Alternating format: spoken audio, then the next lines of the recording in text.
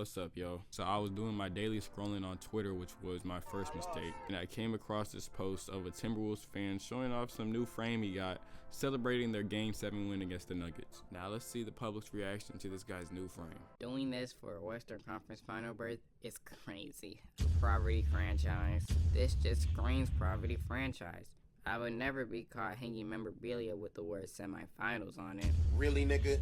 Now, the Timberwolves had a phenomenal season this year. Ant became a superstar. They were the third best team in the West, one game behind the first, and went to the Western Conference Finals for the first time since 2004, the year I was born. While their season was cut short by a very good Dallas team, all in all, this season was a successful season for the franchise, who hasn't seen winning basketball since Bush was in office. Now granted, most of those replies were by salty Nuggets fans still mad about Game 7. I do know there are people out there who actually think like this. If your team doesn't win a ring this year, it's a failure of a season. Of course, professional sports teams play for one reason and one reason only: to win the championship. But how many teams can win a championship every year? One.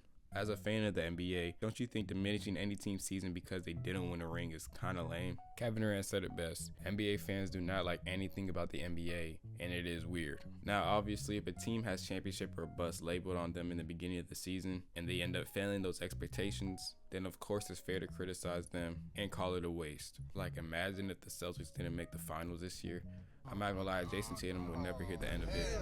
They might as well blow up the team. Teams like Oklahoma, Timberwolves, and the Pacers had franchise-altering season this year, even without the ring. As a Magic fan, I watched this team become the 5th seed and go to a Game 7 against a very good Cavs team. But no championship, so failure, right?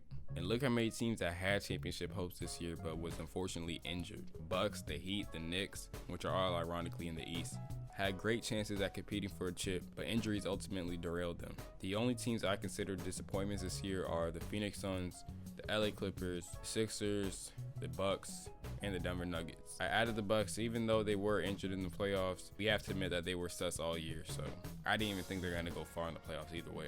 Moving on from ring talk, if you've ever played a sport in your life, you've probably shown emotion on the court or on the field through celebrating, frustration, or even crying. We're all human, and this is very normal. But apparently some of y'all expect these guys to play like robots. Joel Embiid shows emotion after losing a heartbreaking game, and y'all meme him. Tyrese Halliburton out here celebrating a win. Y'all talking about it's not that serious. Karl Anthony Towns does anything, y'all call him gay. Now obviously it's the internet, so I get trolling is a thing, but I know for a fact some of y'all are serious and watch the NBA through this lens of over criticizing players and teams and wanting to see the worst for people. Not really focused on your team, straight out just a weird way of watching basketball. It's miserable, really. But on the flip side, we all know where these takes are from. Antisocial nerds who live through their favorite NBA players who they probably think are handsome. It's okay to poke fun at players and teams, but just remember that you should be enjoying it first and not make it a weird emotional attachment or just something weird. Just watch the damn game. Thank y'all for watching this video. Got more bangers on the way. Please subscribe. I'll catch you on the next one.